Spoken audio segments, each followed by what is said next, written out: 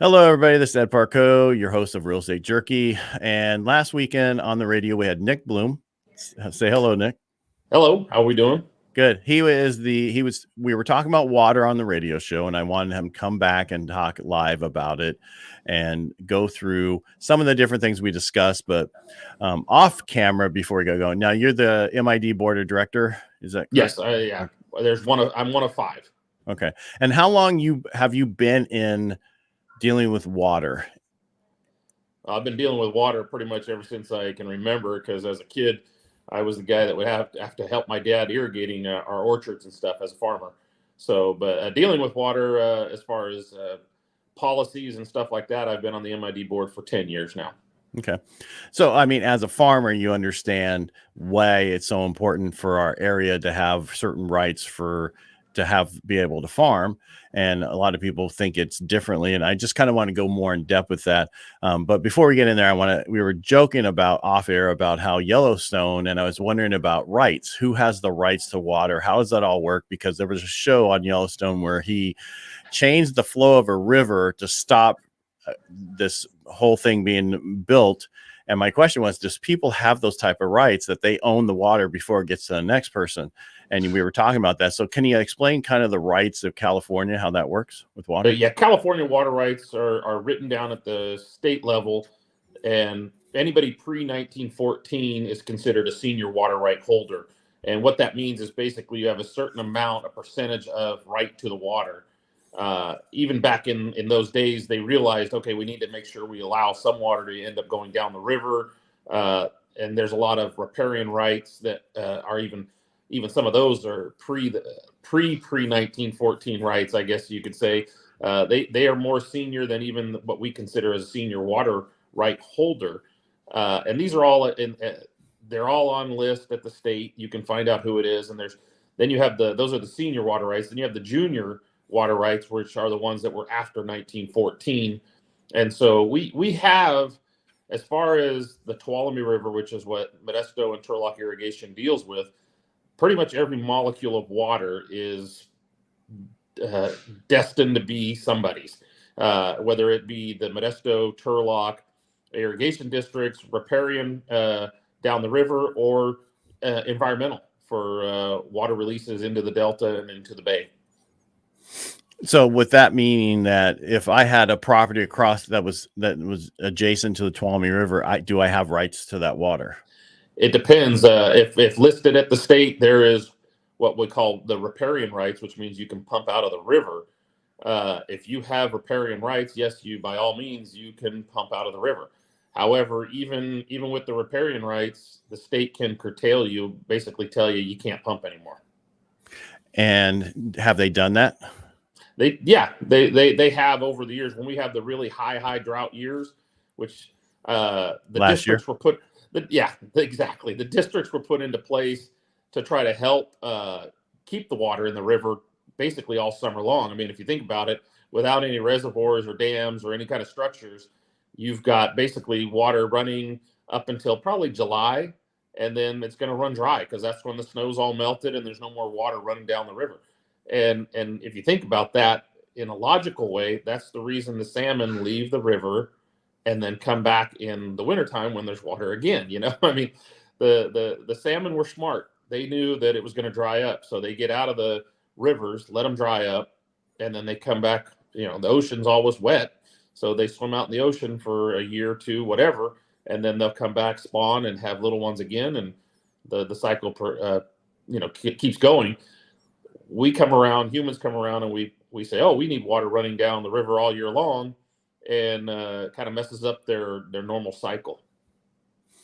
So it's basically us messing with them. But let's talk about different things. Like you just brought about drought years and how they can stop when we have too much water. What can we brought this up last weekend, but what can we do to make that so that we don't have that problem anymore? Well, it's funny because the districts have spent millions upon millions of dollars doing studies, because what the state wants is more wildlife, basically meaning they want more salmon. And so what we've done is we've done studies at Modesto Irrigation District. Turlock's been involved with this, City and County of San Francisco, who's our partner on the river also. And we found ways to put flood basins in, river rock restoration type things that are basically, we make it a nice little nursery for the salmon. So they can lay their eggs, they can spawn, they can do all that. They can create all these little salmon, and we don't have to put more water down the river. And that way we have enough water for not only the farmers in the area, but also the urban use, because as the city grows and takes over farm ground, the city has the right to that water that used to go to the farm ground. So how can we, so that was great, but we need more storage, basically, right? For the years the years that we're drier, we need more storage for that. So is there any way, what do you recommend that has been done? You're dealing with this for the last 10 years, you're on the board. What can we do here locally to make the change? Is there anything, or is it a state level or federal level? Well, both. I mean, there's every level we can do things. A lot of times you look at what they're trying to do on the west side of Stanislaus County. They're trying to put in the Del Porto Canyon reservoir, and it's a small reservoir, but it's water for when we don't have water. And so if you can store more water, if you can make, if you go big, you look at Shasta up north, they can build that as tall as it was originally designed for and hold a lot more water. Don Pedro, it can be raised a little bit, I think, with, they've looked at it. There's things you have to do to raise it to make it sound. We don't want to make it dangerous if we raise it. If you look at it's an earthen dam, and it's really, really wide on the bottom and not so wide on top. Well, if you raise it, you got to actually kind of add a lot more fill to keep it safe. But there's things like that we can do. You can connect reservoirs. If you look at the Sierras, there's all these little reservoirs up and down it. And, it's one of those look out there crazy type of things. But yeah, let's start connecting some of these reservoirs, because as well as I do, it may rain here and another 10 miles down the road, it's not raining very much. And we got to learn, especially with some climate change and however you believe on that, we have wet years where it rains a lot, and we have years when it snows a lot. The snow is what our reservoirs are designed for, because that snow melts over a matter of time, and that's when we collect the water in the reservoir as we're using it. So, but if it's going to rain a lot, we need to be able to collect the wet stuff right now, and so we got to hold that water in a reservoir somewhere so we can use it later down the road.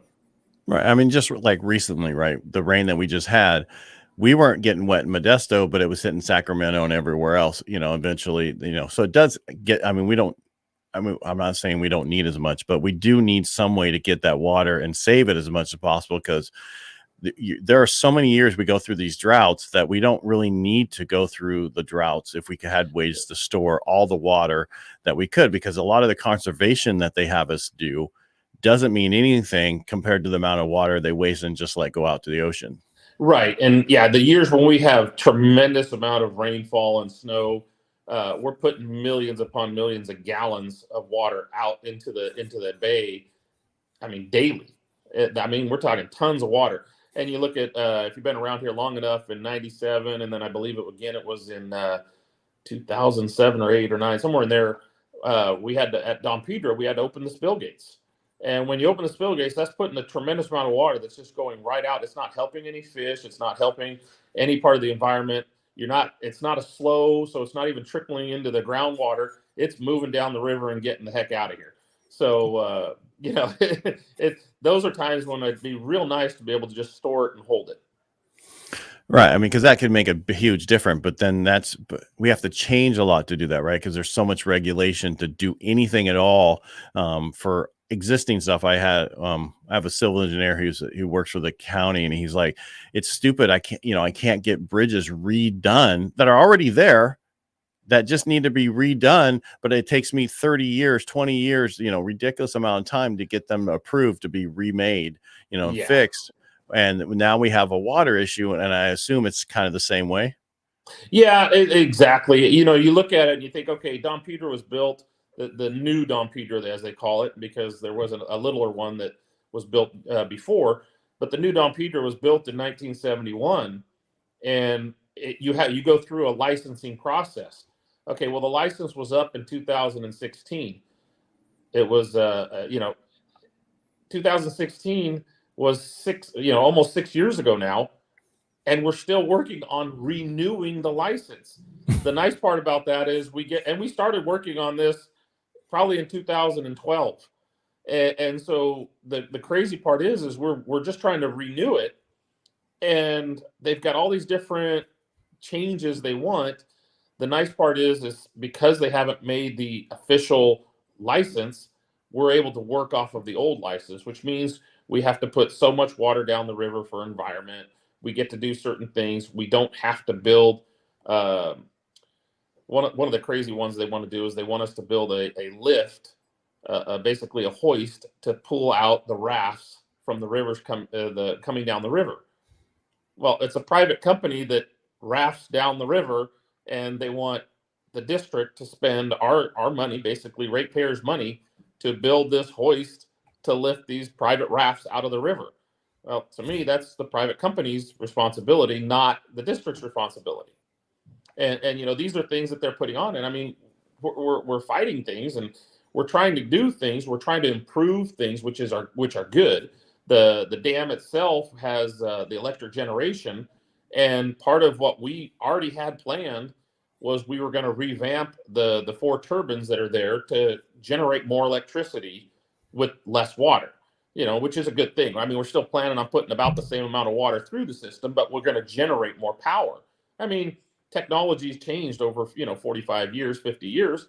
So we were planning on doing those things, and those are now requirements that they're saying, okay, yeah, that's a good thing, and we want you to keep doing that, but we want you to do this also.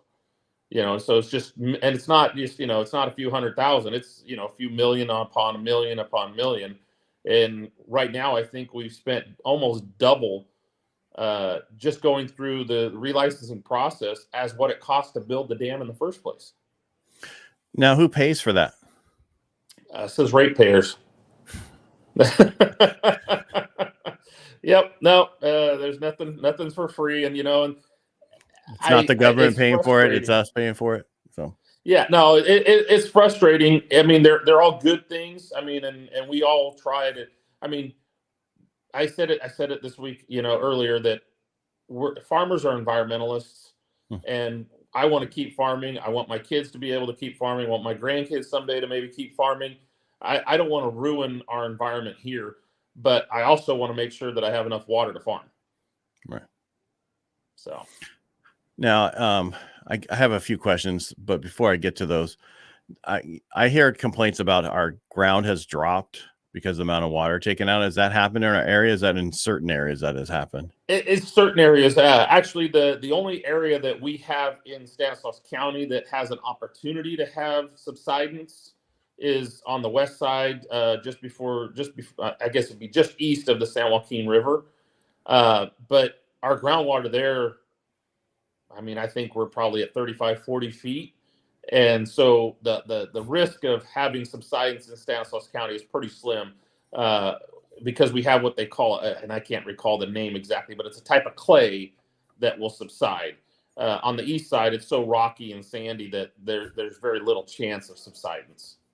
What I mean by that is we used to irrigate. Right now, for most of crops or certain things you do, like trees, they actually do more drip. Does that change how the water goes back in the table? Yeah, it does. But the nice part is, especially in our area in Stanislaus County, again, all of or 99% of our water is surface water. So we're not technically pulling it out of the ground to put it back on the ground. So we're putting new water onto the ground, and the only water we're pumping out is what we're drinking in our homes. Okay. And actually that's in the country where I'm at. If you live in town in Modesto, you're probably about a 50-50 from groundwater or surface water. And so when they started the water treatment plant, which is a cooperation between the city of Modesto and Modesto Irrigation District, there was, I think, a 45-foot raise in the water table underneath the city of Modesto. Wow. There was like a cone of depression, they called it. And when we started using more surface water versus groundwater, the water table came right back. And I mean, it was a matter of just, I think, 5 years, and it was up 40 to 45 feet, which is a good thing. Yeah, definitely is. That just told you how far it went down. right? Yeah. Before then. Yeah. Yep. I want to make sure I cover some things. That's why I look at this screen over here. And I'm looking for comments. I'm not ignoring you. I'm not checking my email. No, I'm I not got doing you. that. I'm also letting people who watch this later know that, because, I've been asked, why do you look over there ignoring your person? You're not Because that's my involved. It's like, monitor. no, that's one of them. I have multiple in this room. The issue is sometimes people don't give StreamYard the authorization to make a comment. So it only goes on Facebook or goes on LinkedIn or goes somewhere else. We don't see that. So I have to check those places. That's why. All right. But I mean, what's the biggest challenge that we are having here, in the state of California? I know it's water, but what is on the horizon that we have to worry about? And how do we, so let's do that one first, then I'll ask my next. Okay. Well, right now, the State Water Control Board wants to implement an unimpaired flow. And basically what that means is they want 40% of the water that comes into our reservoir to go straight through, right out the back end and right down the river. And we're saying that that's going to put us, when we have 5, 6, 7 years of drought or low water rainfall and snow, by the time we get to the 6th and 7th year, we're going to have absolutely nothing to give to the growers, to give to the city as far as water for their drinking or for their irrigating, because our reservoir will go down. And the crazy part about it is there's a temperature requirement for salmon, and there's an optimum temperature that they like the water to be when they swim up the river, and it's cold. That's why when, I don't know if you've swam in the Tuolumne River ever, but you take your toe in there and it's cold, because you're pulling from the bottom of the lake. Well, when you start having problems where you're not filling your lake full enough, that water temperature gets warmer and warmer and warmer. And we did a big study, and forgive me, I don't know the numbers exactly, but I know the numbers the state were using were a lot colder than the numbers that we were finding our salmon able to swim in. And it sounds really funny, but they basically had a treadmill with water for the fish, and they would see how much activity depending on the temperature of the water. And I mean, that's the kind of studies we did. We wanted to know, we wanted to find out, and we would love to have all the facts and present those. And the state, a lot of times they look at them, they go, oh, that's nice, but we're going to use our numbers. No, we have, our river is not the same as a river up in Alaska or, anywhere else in the country. And so we want to be site specific as to what our river does. So what they're trying to do is take more and more water. So we're fighting that. We're trying to prove that we can get more salmon. And that's the big fight right now. And what people are getting on, I mean, Farm Bureau is getting on board with this. The city of Modesto is on board with this. We're trying to fight and explain that we have the data, we have the science, we can prove that we can get more salmon, but not have to give up so much water. Gotcha.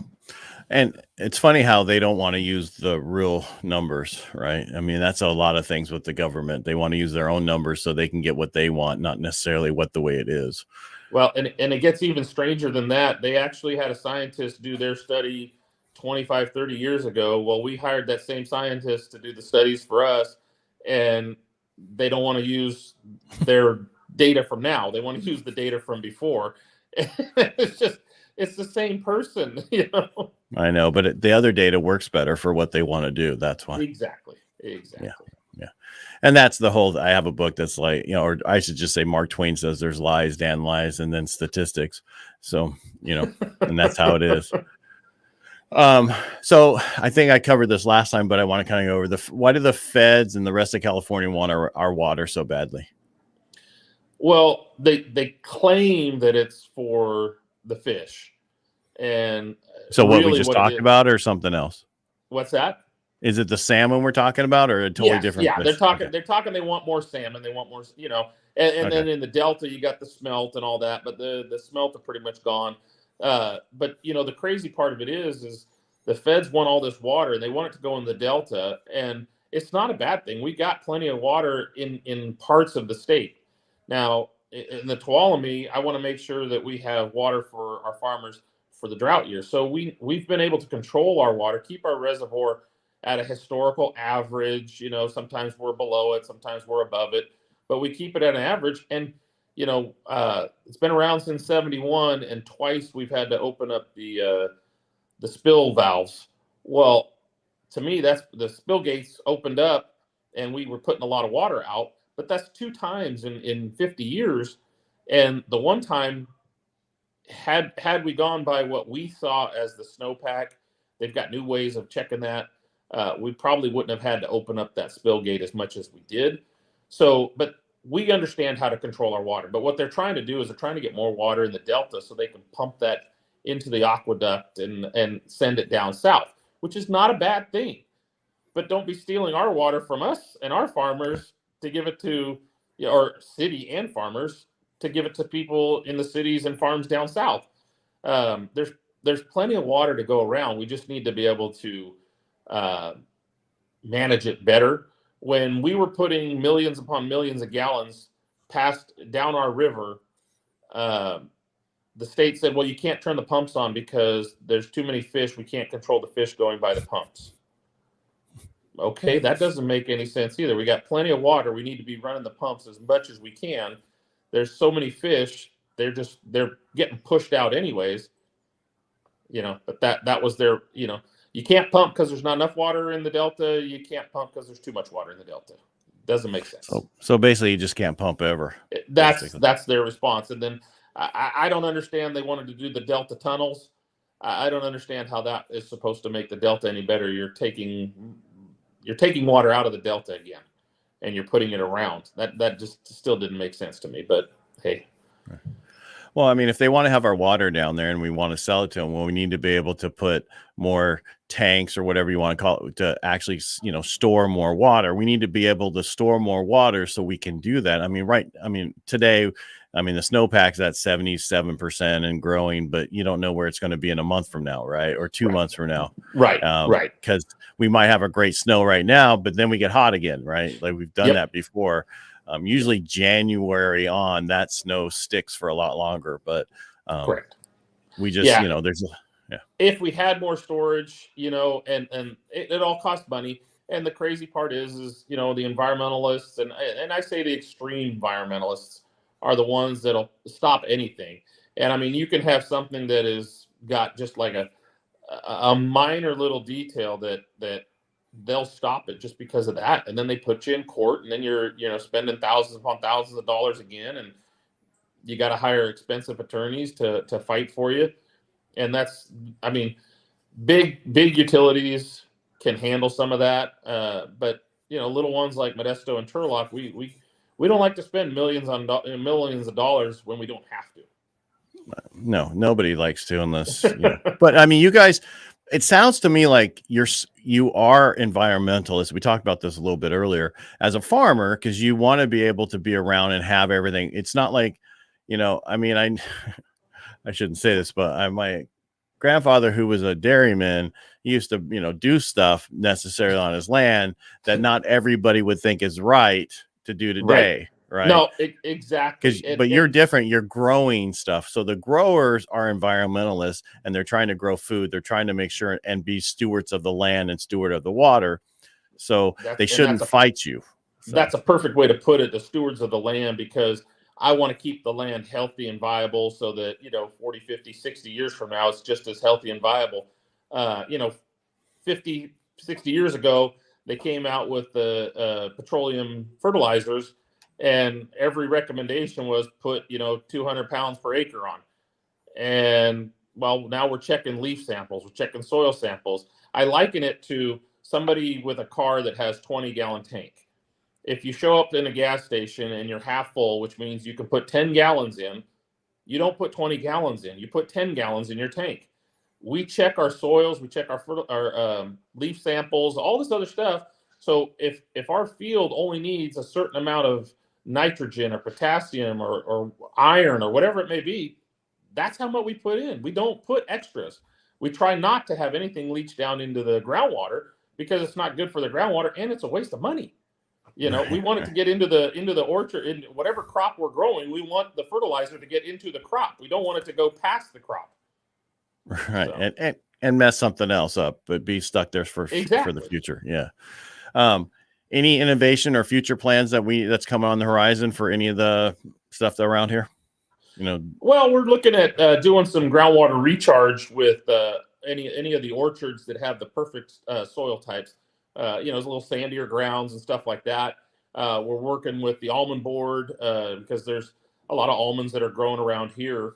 And if we can flood irrigate almonds in the dormant season, so basically December, January, February, just before they bloom, you know, you can get lots and lots of water into the groundwater. That's not as important in our area, but we're doing the research and seeing that if other districts, you know, especially down south in the Tulare, Fresno County, where sometimes they do have lots of water in the wintertime as well, and maybe they can flood irrigate some of their places to bring their groundwater up a little bit.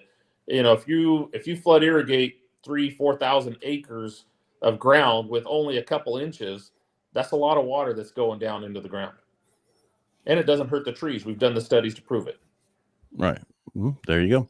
Hey, before we go, anything else you want to add? Well, I think it's important. I tell everyone, you know, we got elections. I know you guys are pretty opinionated as far as politics go, but I tell everybody, look, you know, it's important to get involved with who's getting elected. It doesn't matter if it's school board or if it's irrigation district. Or into your congressmen, your senators, your assemblymen, everything. It's important to get involved and look and see what their feelings are as far as water and as far as agriculture in this area. If you're in the Central Valley, ag is king. Now, because you have a few people, you have what, 3 board seats coming up? There are 3 board seats coming up. Yeah, myself and Director Byrd, we were elected last year, and so next year, 2022, November. There's an election. 3 of the seats are coming up, I believe. Not 100% confirmed, but very, very well confirmed. One of them will be unopposed, but there's 2 other seats that are coming up that probably will have incumbents in there. But I always say, if you're interested, come and talk, and we'd love to hear from you. Right. I always say, you know, I always quote Obama, which means voting has consequences, right? That's the best thing he said. For me anyway, for my shows, because I use it all the time, because it's so true. You really need to know what you're voting for. You need to read the whole thing, not just the title, because usually the title, what the title says, you want to vote complete opposite of what the title says, because that's how they get us, and that's how they got us the last few years. So you really need to read what they say. Safe neighborhoods does not mean safe neighborhoods. That meant let people out of jail. You know, the gas tax, you had to say yes to keep it, and people said no because we all vote no for any tax automatically. So they're smarter than us sometimes. So you have to really be careful. Yeah, I agree. So and Nick, thank you so much for coming on. I know you're a busy man, but I enjoyed you having on the radio. I'm glad that you came on here to talk a little bit more about water rights, all that stuff. I appreciate it, and thank you so much. And I want to thank everybody for showing up today. Look, if they want, go to your city council meetings, your Stanislaus Board of Supervisor meetings, your MID, TID, OID, all the districts have public meetings, and a lot of them are via Zoom as well. So get involved, get educated, basically. Yeah, you need to, because that's how we do much better as a community, is knowing what's going on and knowing what the truth is. Because, and I'm not trying to get political, I'm just saying you need to get involved. No. You need to be, because you can't complain about something if you don't get involved and you don't try to fix it. That's a great line. Right. Nick, stay right there. I want to thank everybody for who showed up, or if you're watching this after the fact, just let us know. And again, thank you again. We have these Tuesdays and Thursdays at 11 a.m. From the radio show. And again, thank you, Nick, and everybody have a great day.